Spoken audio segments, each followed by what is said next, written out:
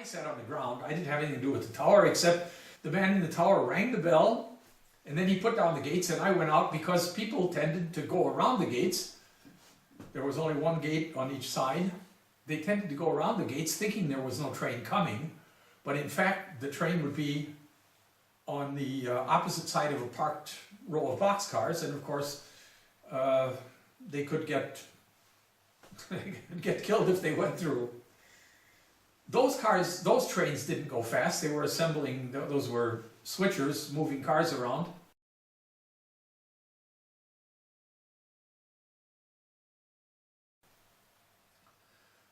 However, on the side away from the lake, that would be the west side of the tracks, or southwest.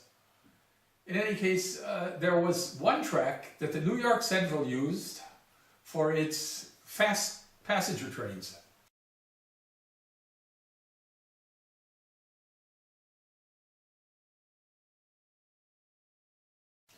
And they flew through there at 60 miles per hour.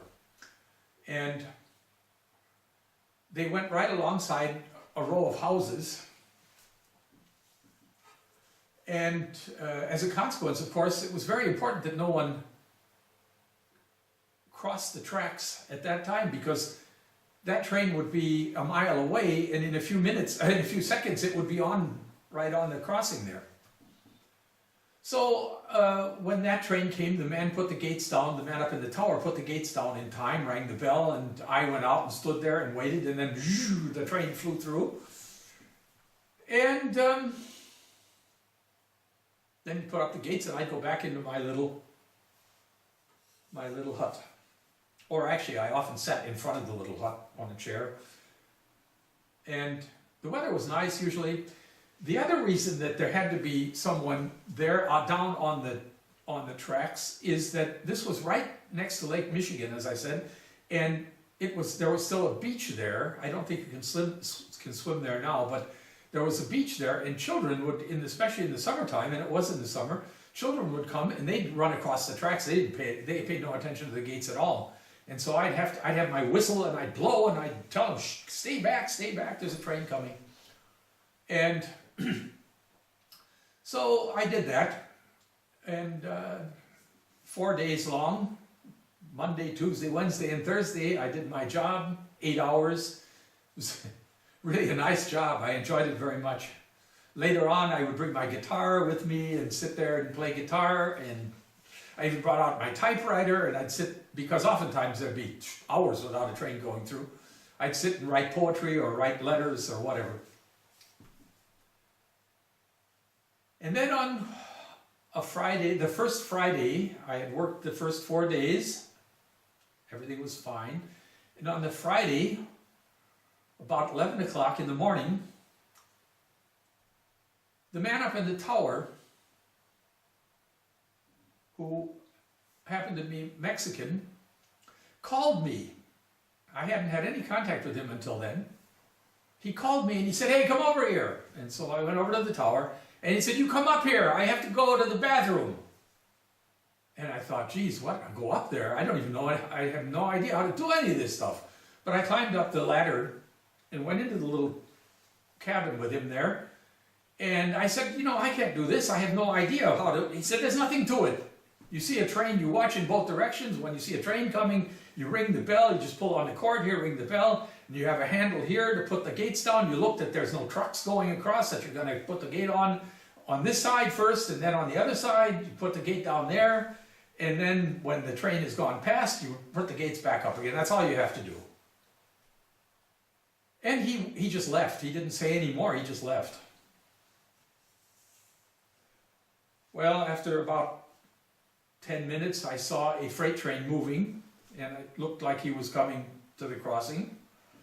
So I rang the bell and put the gates down, and as it were, naturally, the train came the locomotive came just to the crossing, and then backed up again and left. He was picking up cars. So I put the gates back up again, and everything was fine. Then another freight train came out from the other direction, and I rang my bell. By now I was feeling very professional, of course. I knew how to do all this. rang my bell, put my gates down, the train went through, and when he was gone, I put the gates back up again, and I thought, oh, this is great. And I stood there looking diligently in both directions. I could see the Chicago skyline, by the way, from where I was. And I was looking at the Chicago skyline when all of a sudden I saw a light. And I realized that it was the New York Central. The 20th Century Limited was bearing down at 60 miles per hour on my crossing. He was still about 1.5 miles away. But at that speed, it doesn't take you long to figure out how little time one has. I grabbed the cord, rang the bell like crazy, and started to put the gates down, and saw that a cement mixing truck was on the tracks. In fact, he was just entering, going on the track. I quick put the gate back up so it didn't break off when the truck was going across. The train horn sounded,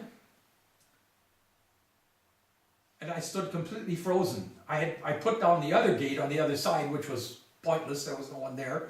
But anyway, I did it. And I just stood completely frozen. Here was a passenger train going 60 miles per hour and a loaded cement truck on the tracks. I was probably 60 yards away from the point that the two intersected, but I'm sure that the train did not miss that truck by more than a yard. All I saw was the train go flying past the locomotive, who could see, of course, the gates knocked down and see the cement truck on the track there, waving his fist at me. And I just stood completely paralyzed. I thought for sure the truck driver would stop and probably come up and beat the shit out of me, but he didn't. He just went on. I guess he was just glad to be alive. The train flew through. And I stood there completely, my knees were of course shaking, I could hardly stand. A few minutes later, the Mexican fellow came up the ladder. Yeah, why didn't you put the light? And I said, I couldn't see him, I didn't. Well, you see the little light up here. When the little light comes on, that means the fast train is coming. Well, damn it, why didn't you tell me that before it happened? He forgot to tell me that there was a little wooden box up on the right side in the little hut there with one little neon light bulb in it that came on about 3 minutes before that fast train came through. That gave you time to ring the bell and put the gates down. But he didn't tell me that, and I didn't know it. I had no idea. There were all kinds of little lights and things in that tower. So with a sinking heart, I went back down, stood there with my stop sign, expecting the police to come any moment and arrest me. But nothing happened, and when my shift was done, I left. And the whole weekend, I had a very terrible feeling, because I was sure my career at least, if I wasn't going to be sued or something, that my career with the railroad was over. On Monday morning, I went to my job because that's what I was supposed to do. And I got my little sign and I sat down in my little cabin, and all of a sudden there was a knock on the door, and some guy I'd never seen before said, "Pete wants to talk to you." And I thought, yeah, that's for sure. I'm sure he does. Well, I went to the office with a heavy heart. And Pete was sitting at his desk, and he looked at me, and he said, the first thing he said was, "It wasn't your fault." Well, I thought that's a good beginning anyway. I said, I don't know what to say. He said, well, I'll tell you what happened. The Mexican fellow, whose name I have forgotten, didn't go to take a pee. He actually went to the bar and he was drinking beer. And he had done that apparently in the past. And Pete said he was fired immediately.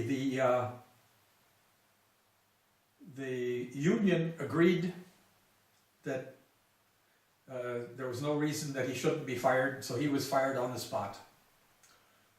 And Pete said, you did an admirable job. I'm glad you came to work this morning. The problem I have now is that I don't have anyone to work in the tower there. Would you like to do that job?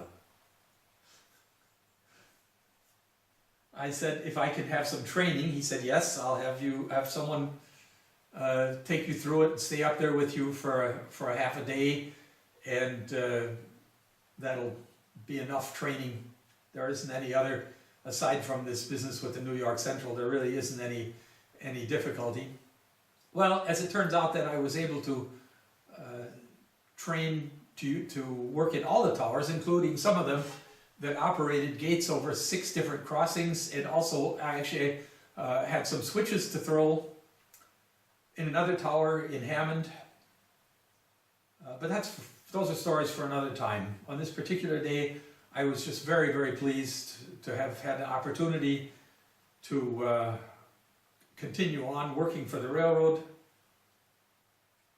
And I've always been very, very thankful, very, very thankful to whatever guardian angels protected that truck driver, that locomotive driver, and all the people in that train and me. Because if that train had hit that truck, it certainly would have derailed. It was right along a row of houses where many people lived. The cars probably would have derailed too, and my tower probably would have gotten knocked down. I probably would have been dead, which probably would have been just as well. And all the people in those houses and the people in the train certainly would have been endangered. I've never stopped being thankful that that didn't happen, because it could have. It came very close. So that's my first train story. I've got a number of train stories, but that's my first. That's by far the most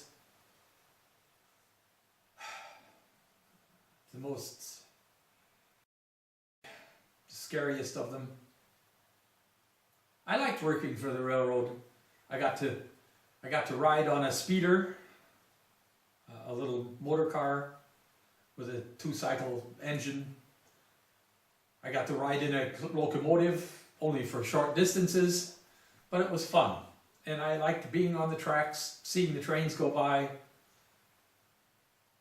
That's why one of my favorite YouTube sites today is P. Walpar, Walter Parks, who makes wonderful videos of trains in Georgia, freight trains. They remind me of my experience working for the railroad. I worked for the next 3 years. I think 3 years. 2 years, I guess. 3 years in all. Summers. As I said later on, working up in bigger towers. Some interesting stories from those towers too. I'll tell you about them some other time. This has gotten long enough. Thank you very much for listening. Thanks for all your support, for comments, subscriptions, and to those of you who put up the wonderful videos that I love to watch, thank you very much. Signing out for today. Have a nice day.